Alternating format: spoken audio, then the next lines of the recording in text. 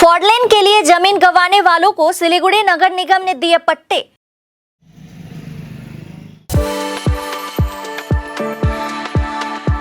We are the dreamers, the achievers, and the leaders. Come, join us today. राष्ट्रीय राजमार्ग के विस्तार के लिए अपनी जमीन गंवाने वाले परिवारों को नगर निगम ने जमीन के पट्टे दे दिए हैं। आपको बता दें कि माटीगढ़ा से शालूगढ़ा तक फोरलेन का काम शुरू हो गया है। सड़क विस्तार के लिए राष्ट्रीय राजमार्ग के पास 45 और 2 नंबर वार्ड के 31 परिवारों को अपनी जमीन देनी पड़ी थी। उन परिवारों को आज पट्टा पत्र सौंपे गए। सिलीगुड़ी नगर निगम में मेयर गौतम देव और नगर निगम के अन्य मेयर पार्षदों ने परिवारों को जमीन के कागजात सौंपे। 46 नंबर वार्ड में उक्त परिवारों को राज्य सरकार की ओर से जमीन दी गई है। मेयर ने कहा कि NH 31 যেটা NH 10 এখন কাজ হচ্ছে 45 আর 2 নম্বর ওয়ার্ডের বর্ডারিং এরিয়ায় 31টি পরিবার তারা ওখান থেকে রাস্তা সম্প্রসারণের জন্য তাদের সরে যেতে হচ্ছে। তো 31টি পরিবারকে আমরা উজানো মৌজায় ওয়ার্ড নাম্বার 46-এ তাদের জমি দেওয়ার ক্ষেত্রে আমরা রাজ্য সরকার মাননীয় মুখ্যমন্ত্রী মমতা বন্দ্যোপাধ্যায়ের নির্দেশক্রমে আমরা কার্যকর ভূমিকা নিতে পেরেছি। ULDCর আমরা জরুরি মিটিং করে 31টি পাট্টা দেওয়ার কাজ সেটা সম্পন্ন করেছি।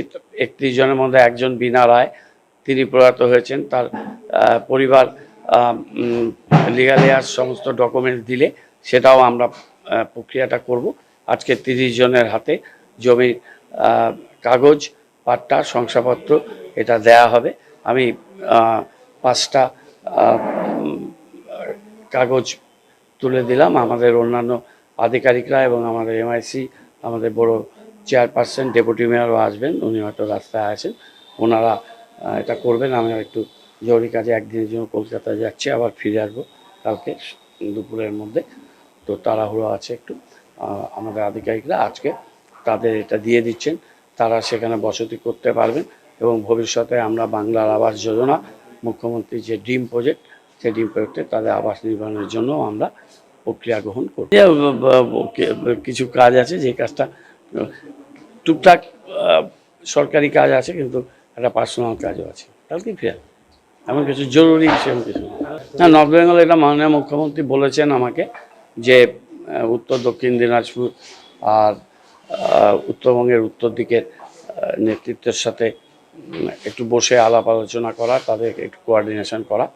আর মুখপাত্রদের মধ্যে উদয়নদা বয়সের সিনিয়র উত্তরবঙ্গ উন্নয়ন মন্ত্রী, তিনি তো শিলিগুড়িতে আসেন থাকেনও, ওনার সাথে এবং প্রকাশ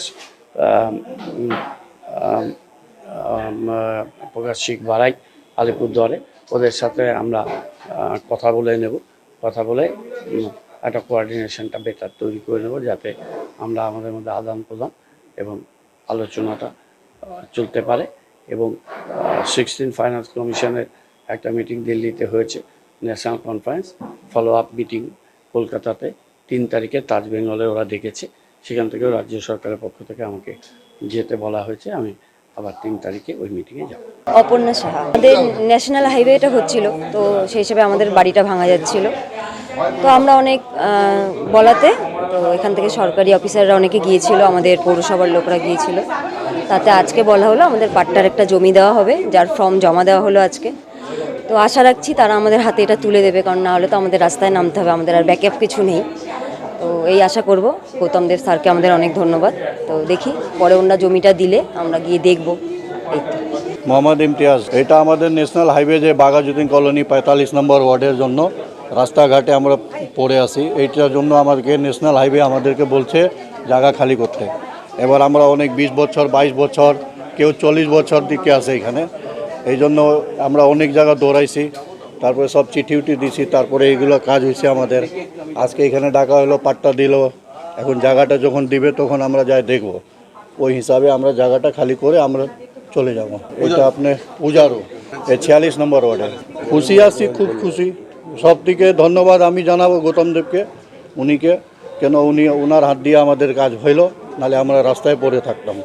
কর্পোরেশন থেকে যে আমাদের ব্যবস্থা করেছেন ওনারা, যাই হোক আমাদের জায়গাটা তার প্রতিদান আমরা পাচ্ছি, এটাই আমরা বিশেষ খুশি। সেই জন্য আমরা অশেষ ধন্যবাদ জানাচ্ছি আমাদের গার্গী ম্যাডামকে, যে উনিও আমাদের অনেক সহযোগিতা করেছেন। আমাদের স্থানীয় যে ব্যবসায়ী সমিতি বাপিরা, উনিও আমাদের অনেক সহযোগিতা করেছেন, তার জন্য আমরা অশেষ ধন্যবাদ। আমরা 34 বছর ধরে ছিলাম।